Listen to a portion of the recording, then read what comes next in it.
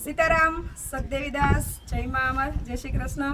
चलो आज अमरधाम आंगणे बारडोली थी उर्मिलाबेन विपुलभाई અને એમનો સમગ્ર પરિવાર પધાર્યા છે। યોગેશભાઈ આવ્યા છે અને ખૂબ સરસ મજાની વાત કે માણસ આજે બિઝનેસ કરતો હોય, નોકરી કરતો હોય અને યથાયોગ્ય સેવા કરે એ તો આપણે સમજી શકીએ, પણ ઉર્મિલાબેન, યોગેશભાઈ અને વિપુલભાઈએ સમગ્ર પરિવાર વતી એ ખેતીવાડી સાથે સંકળાયેલા છે અને ખેતીવાડી કરી અને ખૂબ સરસ મજાનું 2,11,000 રૂપિયાનું રોકડ અનુદાન છે એ મા અમરધામ આશ્રમને સ્વર્ગવાસી પ્રભુભાઈ છગનભાઈ પટેલના સ્મરણાર્થે અમરધામ આશ્રમને અર્પણ કર્યું છે।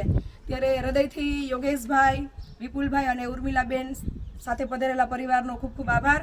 કેમ કે માણસ જ્યારે ખેત મજૂરી કરી અને રાત દિવસ પોતાનો પરસેવો પાડી અને પરસેવાની કમાણી અને એમાં એવો નિયમ લે કે જે ખેતીવાડીની આવક છે એમાંથી 20% છે એ રકમ અમારે સેવામાં વાપરવી છે, ત્યારે જગતનો તાત જેના થકી આપણું જીવન છે એવા અન્નદાતા જો ખરેખર આવા સેવાના કાર્યમાં પરસેવાનો પૈસો છે એ વાપરતા હોય તો એ પૈસો ખરા અર્થમાં વપરાય એ આપણી જવાબદારી છે।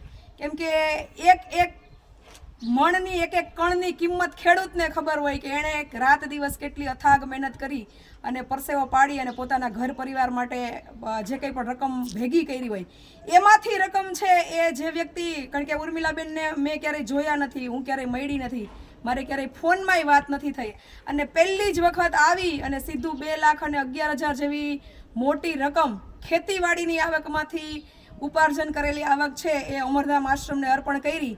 ત્યારે આપણે ડગલે ને પગલે આપણા કર્મ ઉપર ચોક્કસ ધ્યાન રાખવું જોઈએ કે પરસેવાના જે કંઈ પણ પૈસા છે એ સેવામાં યથાયોગ્ય વપરાય। સાથે સાથે બેને મહીપતસિંહ ફાઉન્ડેશનમાં પણ 250 પંખાનું અનુદાન આપ્યું છે અને પોપટભાઈને ત્યાં પણ ખૂબ સરસ મજાનું યોગદાન આપ્યું છે।